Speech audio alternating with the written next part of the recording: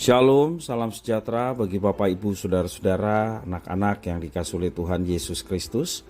Berjumpa kembali bersama saya Pendeta Eka di dalam renungan firman Tuhan pada hari ini, hari Jumat 4 November 2022. Sukacita dan damai sejahtera dari Tuhan Yesus kiranya menyertai hidup kita sekalian. Puji nama Tuhan. Sampai pada pembacaan hari ini, kitab Yesaya pasal yang ke-60. Kiranya firman Tuhan yang kita baca dan renungkan sungguh memberkati hidup kita sekalian. Baik, sebelum kita akan merenungkan bagian firman Tuhan ini, kita datang kepada Tuhan dan berdoa. Tuhan Allah Bapa di surga, di dalam nama Tuhan Yesus kami bersyukur untuk setiap kasih setia Tuhan dan penyertaan-Mu yang begitu nyata dalam hidup kami alami. Dan kami mau terus dekat dengan Tuhan, terus belajar akan firman Tuhan. Karena itu Tuhan, setiap pembacaan dan perenungan yang boleh kami adakan setiap hari membawa kami menjadi pribadi-pribadi yang hidup dalam ketaatan, melakukan segenap apa yang Tuhan firmankan dalam hidup kami setiap hari. Terima kasih Bapa, terpujilah namamu. Demi nama Tuhan Yesus kami berdoa. Haleluya. Amin. Saya akan membacakan dalam Yesaya pasal 60 ayat 1-14. Demikianlah firman Tuhan. Bangkitlah, menjadi teranglah, sebab terangmu datang dan kemuliaan Tuhan terbit atasmu. Sebab sesungguhnya kegelapan menutupi bumi dan kekelaman menutupi bangsa-bangsa. Tetapi terang Tuhan terbit atasmu dan kemuliaannya menjadi nyata atasmu. Bangsa-bangsa berduyun-duyun datang kepada terangmu dan raja-raja kepada cahaya yang terbit bagimu. Angkatlah mukamu dan lihatlah sekeliling. Mereka semua datang berhimpun kepadamu. Anak-anakmu lelaki-laki datang dari jauh dan anak-anakmu perempuan digendong. Pada waktu itu engkau akan heran melihat dan berseri-seri. Engkau akan tercengang dan akan berbesar hati. Sebab kelimpahan dari seberang laut akan beralih kepadamu dan kekayaan bangsa-bangsa akan datang kepadamu. Sejumlah besar unta akan menutupi daerahmu. Unta-unta muda dari Midian dan Eva. Mereka semua akan datang dari Sheba, akan membawa emas dan kemenyan, serta memberitakan perbuatan masyhur Tuhan. Segala kambing domba Kedar akan berhimpun kepadamu. Domba-domba jantan Nabayot akan tersedia untuk ibadahmu.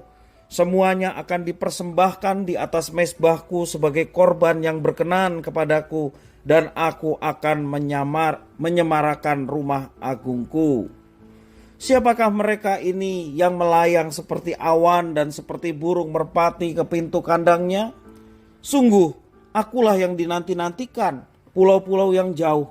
Kapal-kapal Tarsis berlayar di depan untuk membawa anak-anakmu laki-laki yang dari jauh. Perak dan emasnya dibawa serta untuk nama Tuhan Allahmu dan oleh karena yang Maha Kudus Allah Israel, sebab ia mengagungkan engkau. Orang-orang asing akan membangun tembokmu dan raja-raja mereka akan melayani engkau. Sebab dalam murkaku aku telah menghajar engkau, namun aku telah berkenan untuk mengasihani engkau. Pintu-pintu gerbangmu akan terbuka senantiasa, baik siang maupun malam tidak akan tertutup, supaya orang dapat membawa kekayaan bangsa-bangsa kepadamu, sedang raja-raja mereka ikut digiring sebagai tawanan.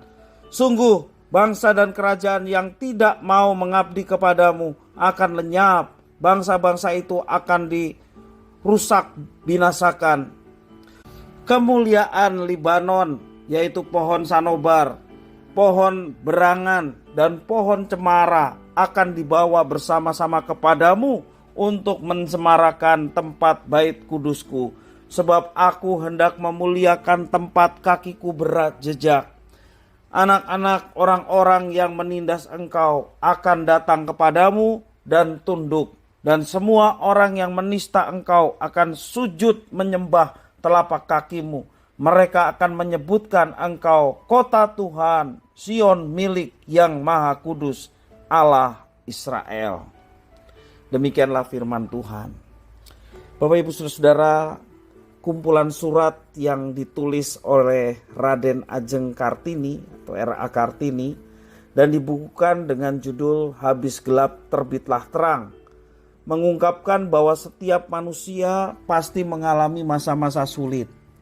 Dan setelah itu berlalu, masa di mana ada kebangkitan pun akan muncul. Pembuangan ke Babel ini seperti bangsa Israel merupakan masa sulit yang dihadapi mereka. Sebagian dari mereka ada yang dibunuh dan dibawa sebagai tawanan perang. Namun Nabi Yesaya menyadari kalau semua itu terjadi karena mereka tidak taat dan kurang percaya kepada Tuhan Allah mereka. Meski demikian, Allah tidak pernah meninggalkan umatnya, kendati mereka sering menyakiti hatinya. Tuhan Allah mengeluarkan mereka dari keterpurukan hingga menuntun mereka sampai ke kota suci Yerusalem. Terang Tuhan tetap terbit atas bangsa Israel. Bangsa-bangsa akan datang, anak-anak pun datang, dan mereka pun semua berseri-seri melihatnya. Itulah terang yang telah memimpin mereka keluar dari kegelapan, namun mereka malah terus hidup dalam ketidakpercayaan. Trauma masa lalu yang mereka hadapi selalu melekat di benak mereka. Mereka bahkan kerap kali meragukan kuasa Tuhan Allah mereka yang telah membebaskan nenek moyang mereka dari perbudakan Mesir, yang juga sama karena kuasa dan kasih-Nya akan membebaskan umat-Nya. Dengan kepercayaan apakah Tuhan sanggup memulihkan keadaan mereka, Tuhan senantiasa memberikan kekuatan untuk mereka memiliki iman seperti itu. Oleh karena penderitaan datang bertubi-tubi, fokus mereka menjadi teralihkan. Mereka lupa bahwa selama ini Tuhan Allah telah menyertai hidup mereka. Oleh karena itu Nabi Yesaya mengingatkan kembali agar umat Tuhan yang ada di pembuangan untuk mereka tetap percaya kepada Tuhan yang telah menuntun mereka selama kesusahan. Yesaya berseru agar mereka bangkit dari kegelapan dan menjadi terang. Karena seharusnya mereka tetap percaya dan bersandar kepada Tuhan, bukannya malah meragukan kuasa Tuhan.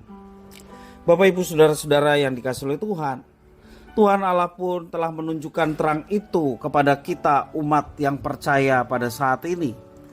Oleh karena itu jangan biarkan masa lalu yang kelam ataupun penderitaan yang kita alami saat ini membelenggu dan membuat kita ragu seperti orang-orang yang tidak percaya.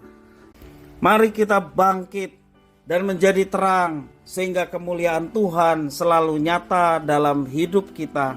Karena memang terang itu sudah kita miliki, pancarkanlah terang itu sehingga boleh menerangi dunia yang penuh dengan kegelapan, dan mereka pun boleh mendapatkan terang, dan terang itu adalah Yesus Kristus, Tuhan dan Juru Selamat kita sekalian.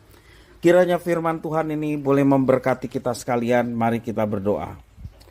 Tuhan Allah Bapa di surga, kami sungguh bersyukur dan berterima kasih kepada Tuhan yang memelihara hidup kami, juga atas firman Tuhan yang memampukan kami untuk bisa mengerti dan memahaminya.